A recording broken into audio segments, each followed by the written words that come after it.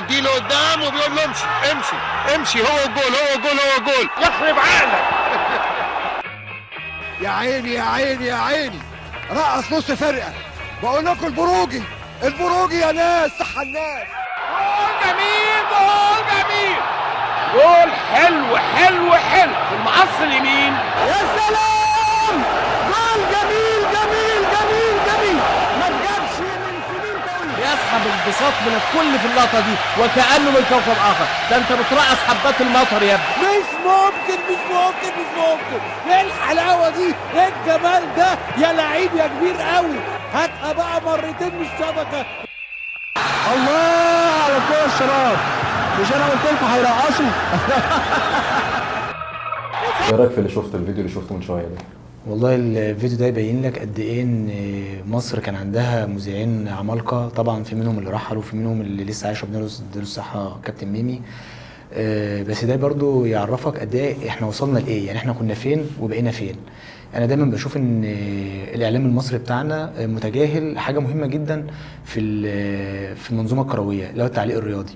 حتى لما بيجي ينتقد المعلقين تلاقي مثلا محلل زملكاوي ينتقد معلق معروف بميول الاهلاويه ان هو مثلا بيشكر في الاهلي، قال بيشكر في نجم من نجوم الاهلي، زي مثلا انتقال امام عاشور من الزمالك للاهلي، فيقول لك لو كان في الزمالك ما كانش قال عليه كذا، او ما هو عمل كان احسن في الزمالك وما قالش بس عشان راح الاهلي فقال. والعكس صحيح برضو. انا عايز اقول كلمه صعبه. انت شايف ان الموجودين دلوقتي معلقين فعلا باللي انت شفته؟ لا طبعا. انا جسمي اشعر يعني، بس سمعت الكابتن ميمي وكابتن الله يرحمه وكابتن حماده امام، حتى الجيل اللي احنا ما حضرناهوش الكابتن لطيف وكابتن علي زيور. لا انا جسمي اشعر فعلا بالظبط. احنا مفيش معلقين. ده حقيقي. طب احنا عايزين نتكلم بقى، ايه رايك، ايه اللي وصلنا للمرحله دي؟ يعني ايه اللي وصلنا للمرحله انك وصل بيك الحال انك ممكن تتفرج على ماتش اهلي وزمالك وتكتم الصوت وتتفرج على الصوره؟ لا، ما احنا عشان نوصل بقى نتكلم ازاي وصلنا دي لازم نبدا من الاول بقى، نبدا من اول الناس دي اصلا اللي نحكي الحكايه من الاول بقى. الكابتن لطيف والكابتن علي الزيور من بدايه يعتبر ان احنا بنسميه جيل الرواد او جيل شيوخ المعلقين، بدايه بالكابتن محمد لطيف لحد ما وصلنا الى ما وصلنا اليه. انتهينا بالكابتن ايمن الكاشف والكابتن حاتم بطيشه. ايه رايك ناخدها كفترات؟ يعني ناخدها كفترات مثلا اللي هي فتره اللي هي الايه، البدايه نقول مثلا ايه زي المهد اللي هي بدايه اللي هو فكره اختراع التعليق، ناخدها بعد كده عنفوان التعليق المصري، بعد كده الشيخوخه. ايه رايك نقسمها؟ انا بعتبر كده اصلا، بعتبر ان التعليق المصري عامل زي البني ادم، بيبدا بمرحله الطفوله. وهنا مرحله الطفوله مش المقصود بها ان هو بيحبي، لا المقصود بها ان هو بيضع الاساس للتعليق الرياضي باقل الامكانيات. الطفل كده كده هو ما عندوش امكانيات يتعامل بيها، فهم كانت ناس ما عندهمش امكانيات على الاطلاق، بدليل ان هم كانوا بيعلقوا من ارض الملعب، الجمهور جنبهم، ممكن يعلقوا ماتشات في الحر في عز الحر ومفيش كابينه مفيش اي حاجه، ومع ذلك كانوا بيطلعوا شغل كويس. بعد كده وصلنا لمرحله النضج اللي هي ممكن نسميها مثلا اواسط الثمانينات لحد التسعينيات. اقطع كلامك يا زيزو، المرحله دي تقصد بها مين؟ كان مين اللي يعني فيها مرحله الطفوله اللي هي توازن مرحله الرواد؟ اعتقد اللي هو الكابتن محمد لطيف طبعا، ده شيخ المعلقين العرب مش المصريين بس، ويعتبر هو ادخل التعليق الرياضي لكره القدم العربيه. كابتن علي الزيور، كابتن احمد عفت، وكابتن ابراهيم الجويني. يعني اعتقد ان الاربعه دول هم اللي حطوا حجر الاساس في مقدمتهم على كابتن محمد لطيف، هم اللي حطوا حجر الاساس للتعليق العربي مش للتعليق المصري بس. احنا ما حضرناش الناس دي، ما حضرناش. ولكن انت لما بتتفرج على فيديوهات قديمه او تسمعهم زمان، انا بحس ان الكابتن لطيف ما كانش معلق، بحس انه كان قاعد معانا. يعني الكابتن لطيف تحس انه قاعد معاك على ايه؟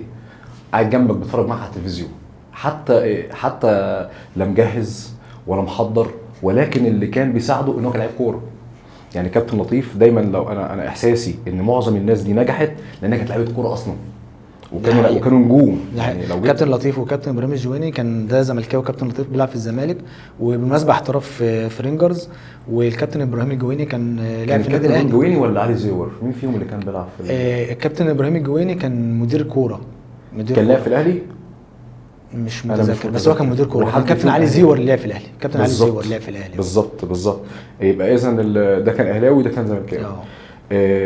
طب انت هنبدا بالكابتن لطيف كده، انت ايه رايك في الكابتن لطيف عموما؟ يعني بص، الكابتن لطيف زي ما قلت لك انت تحبه لان تحس ان هو قاعد معاك، ده حقيقي. وتحس بحماسه قوي في ماتشات المنتخب.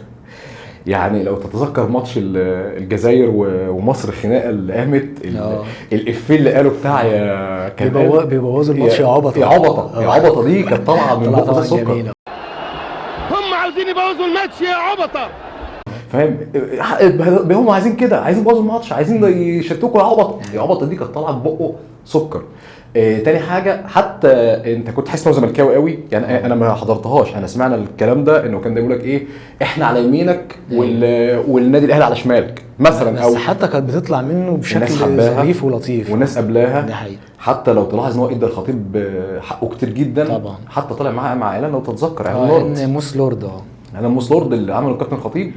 هي برضه مفارقه غريبه قوي يعني، فكره حتى شوف الجمال زمان. انا لازمات الكابتن لطيف اللي هي هوبا، وهي اللقطات دي جميله، ما تنسيش طبعا. طب انا بقى هفكرك بموقف ليه، هي في وقتها كانت حاجه كبيره، ولكن هو كان فيها خفه دم. انا لا اقصد الاهانه والله، بس هو كان جميل. فاكر اللقاء بتاعه في ناس كتير جدا ما شافتوش، لما عمل لقاء صحفي مع محمد علي كلاي. فاكر اللقاء ده؟ طبعا فاكره. احنا نديله حقه فيه. لغه متمكن، كان هو اللي بيترجم. ده حقيقي. خدت بالك يعني. ما اعتقدش ان في حد هنا بيعرف يتكلم. كمعلقين ما شفتش، شفت مراسلين لكن ما شفتش معلقين. كان عمل لقاء لو تتذكر محمد علي كلاي في عز محمد علي كلاي، طبعا الله يرحمه، الاسطوره. كان في سؤال لو تاخد بالك منه، لما ساله وبيقول له، كان ساله سؤال، انت جاي مصر جاي زياره رسميه ولا جاي تورست سائح؟ فقال له لا، انا جاي زياره رسميه، بس ان شاء الله هاجي سائح المره الجايه، وبفكر ان انا اخد فيلا هنا في مصر. وده ترجمه الكابتن لطيف تتذكر. واخد فيلا هنا في مصر عشان اولادي وزوجتي والعائله وكده. فلما كابتن لطيف ترجم الحوار ده، انا اسف انا بضحك لانه فعلا كان فيديو كان دمه خفيف. قال له انت عندك اولاد؟ وبعد ما هو قال اولادي قال له عندك اولاد. فكرك بمين دلوقتي؟ ده فكرني بالكابتن طارق يحيى طبعا، مع احترامنا للكابتن طارق يحيى، اسطوره يعني. كابتن طارق يحيى لما كان بيكلم كابتن عمر النور وبيقول له وهي كابتن عرفت تربي اللي هم ال7 بنات و7 رجاله اخوانها كانوا بيحتضنوها. فاكر بقى السؤال بعدها؟ انا السؤال بعدها هي ريتك يا كابتن. نفس and stay a few months out of a year so my children can learn Arabic fluently. مستر محمد بقول له ان احنا سمعنا انك عاوز تشتري فيلا. قال ايوه انا عاوز اشتري فيلا او اجر فيلا عشان هو يحب يجي يقضي بعض الاشهر في مصر هنا كل سنه ان شاء الله مع اولاده. Have you got children؟ ما شاء الله قدرت تربي 7 شباب، 4 شباب و3 اخوانها كانوا كويسين. اخوانها خلاني انا. هي قريبتك يا كابتن؟ مين؟ يعني مامتك. يعني ضربت. لا كابتن طارق له حاجاته، لما بيقول لمحمد عواد بيقول له عندك اولاد، قال له عنده مراد، قال له ده ولد. يعني نفس الفكره. هي انا مش بسف على الكابتن لطيف، هي جت منه طبعا، ولكن طبعا. لا، وكان متمكن في اللغه وكان بيترجم وكان ظريف يعني. حتى لما سأل محمد علي كلاي في نفس اللقاء ده برضو، قال له طب انت ركبت جمال وركبت حصانه؟ فهو قال له لا لسه ما ركبتش، بس ان شاء الله. طبعا دي ترجمه الكابتن لطيف يعني. بس ان شاء الله لما انزل مصر تاني هشتري جمل وحصان وحمار. يعني حاجه غريبه انه اشتري 3. طب ممكن يشتري حصان يركب حصان، يشتري حمار ليه؟ محمد علي كلاي يركب حمار. هو كان لقاء بتهيألي محدش كتير شاف اللقاء ده، بس احنا ما حضرناهوش، ولكن لازم نديله حقه. الجيل ده جيل عظماء، جيل عظيم. وحتى الفكره ولو تاخد بالك، انا اسف يا زيزو، تون الصوت بتاعهم يعني مش فكره انك لعيب كوره بس وخلاص فانت معلق. تون الصوت بتاع كابتن لطيف لا كنت تحبه. كابتن علي زيور تحبه. مجدي امام، حسام غويبه، عكسيه، ضياء، كابتن اللي هو الله يرحمه الكابتن ابراهيم جويني، التون تحبه طبعا. ولهم تيمات معينه لسه معلمه معانا طبعا لحد دلوقتي. وفي بقى لو تتذكر بقى اللي كان عظيم الله يرحمه، هو ما طولش كتير يعني ربنا افتكره بسرعه، كابتن عفت كان اسمه كابتن احمد عفت.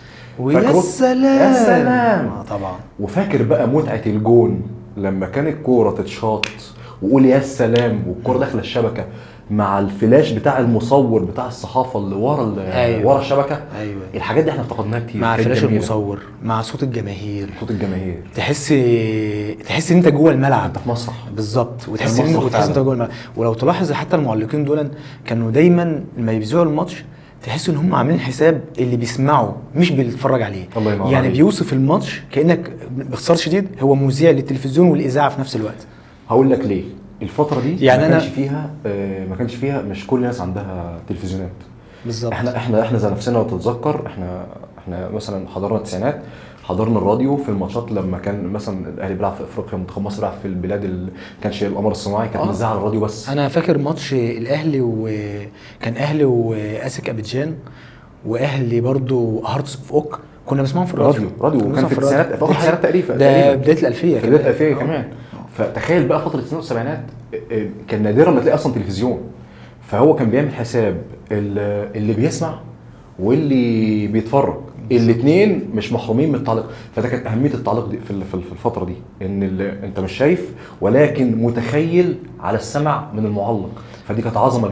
لا وانا عايز اقول لك ان هو كمان كان بيستعمل اللغه السهله اللي تناسب كل المصريين اللي هم يفهموها.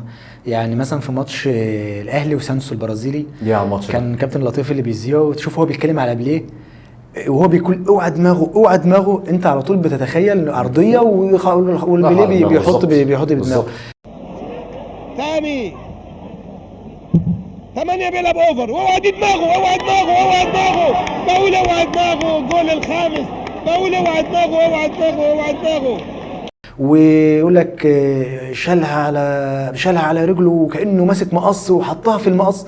لا طريقته وهو بيذيع وهو بيوصف صحيح بلغه سهله وبسيطه تناسب كل طبقات المجتمع.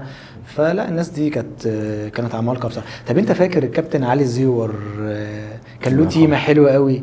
وعلى فكره كان الكابتن علي الزيور هو تقريبا الخطيب كان هو الملك، يعني كان هو الملك في الفتره دي. هو على فكره كان بيسموه بلاتيني الكره المصريه، وكان بلاتيني ساعتها في العالم هو رقم 1 طبعا مع مارادونا. وكان الخطيب عندنا في مصر، كان مارادونا يقابله هنا في مصر طاهر ابو زيد، والخطيب وبلاتيني يقابله مش بلاتيني يقابله الخطيب.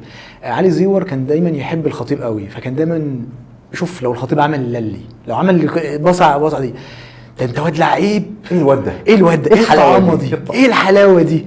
بس كان يستحق. نص وطويله اماميه، اسامه عباس بدماغه تروح للخطيب يوقف على وش جزمه. يا عيني ايه الحلاوه دي صحيح. لعيب قوي، واد لعيب قوي والنبي، لعيب على وش رجله اليمين وعلى وش رجله الشمال وعلى فخذه. ايه ده؟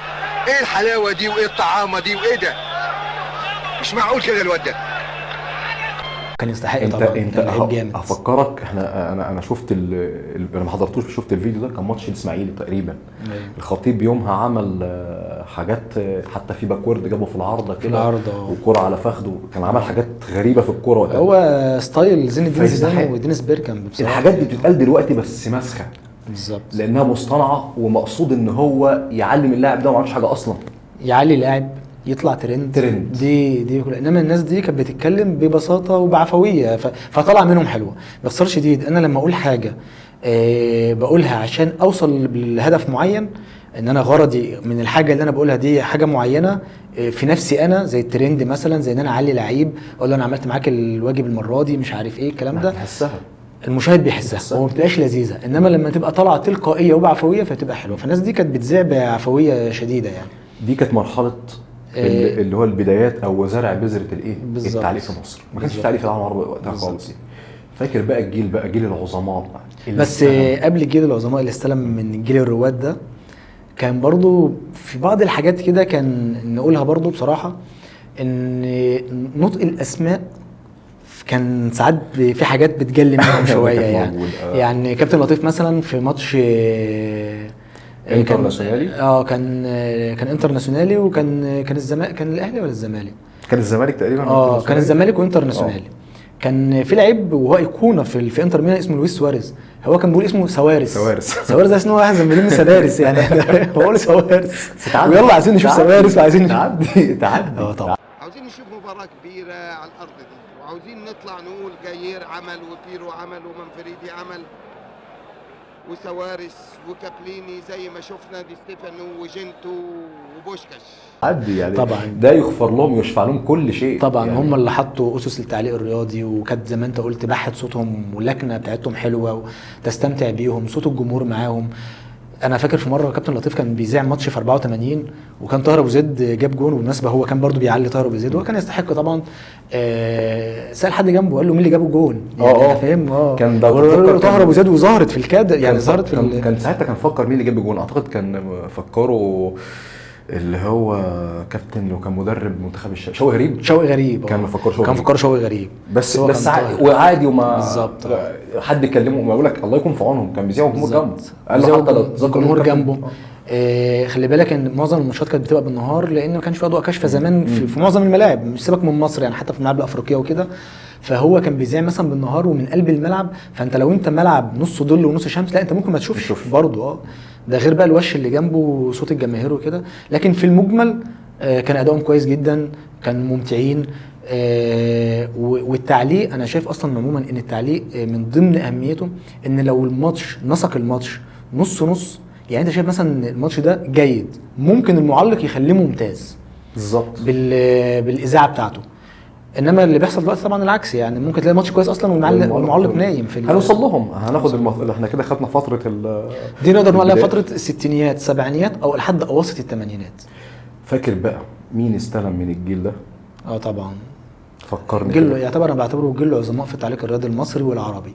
كابتن ميمي الشربيني، كابتن حماده امام، الكابتن مدحت شلبي جه بعدهم، كابتن محمود بكر انا اعتقد محمود بكر، ميمي الشربيني، حماده امام. ده الجيل اللي استلم بالظبط من وهم كانوا موجودين. يعني انت كابتن لطيف مبطل في التسعينات، في اوائل التسعينات او في اخر الثمانينات، يعني قعد يعلق تقريبا 38 سنه. يعني هو كانوا معاه. هو يعتبر هو وعلي الزوار والناس دي خلصت في بدايه التسعينات، يعني قول مثلا سنه 90 تقريبا في المنطقه دي. دخل بقى جيل العظماء اللي كل واحد عايز حكايه لوحده، سواء ميمي الشربيني، محمود بكر، كابتن حماده امام. ده روحي، ده يعني ده بالنسبه لي طبعا روحي. انا بعتبر بشكل شخصي المذيع المفضل رقم 1 بالنسبه لي كابتن حماده امام، ويليه كابتن ميمي الشربيني.